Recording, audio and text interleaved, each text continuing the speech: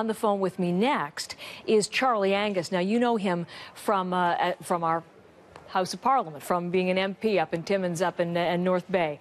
But also, what you may not realize is before Charlie Angus was a politician, Charlie Angus was, well, probably still is, Mr. Angus, I'm guessing here, but great musician, L'Étranger, a punk band as a teenager, then Grievous Angels, known for his songwriting. So I say good morning to you, Charlie Angus, number one. Well, it's great to be on the show. It's great to hear Steve Fruitman, a fantastic folklorist as well. Yeah, I love his stories. We've been just sharing such wonderful stories from many different perspectives today. And I want to get to yours as a songwriter, if I can, because anyone knows your background. You were heralded as a great songwriter, so you'll have an appreciation, I'm sure, for Stompin Tom and the songs that he wrote. What did you think of him? Where does he rate on the pantheon?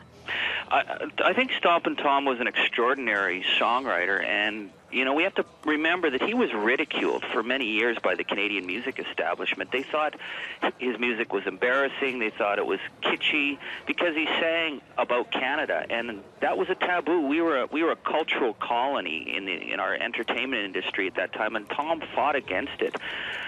For me, the power of his lyrics.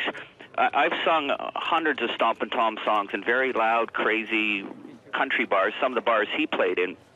And what's always amazing is that the meter of the song. Once you're in a song, you can't fall off it because the lyrics are so precise. They actually carry the entire song from beginning to end. And if you actually fall off the meter, good luck of getting back in.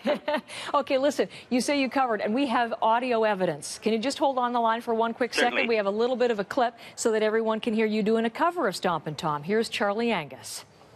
Just a little bit west of Kapuskasing, Greaser Crossing, that's the name. Farmers all from the bushland, pulp wood for the millbound train. Nice. That's good. Well, that's one of Tom's most controversial songs. He was run out of town at Kapuskasing for writing that song. It was about a very bitter labor battle. Okay, I didn't know the background to that. I was just enjoying your music. Yeah, but that's what it's a very powerful song that he wrote. Yeah.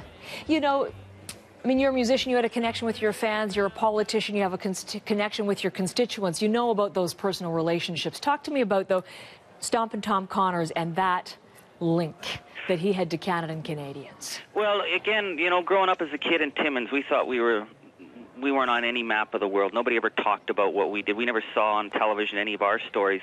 And Tom Connors got a start at the Maple Leaf Tavern in Timmins, playing for beer. And he immediately began writing songs about local people. And the first song that I ever heard was on CKGB Radio 45. It was called Fire in the Mine. And it just was a chilling song because my grandfather worked at that mine. It was a song about our people and what happened to us.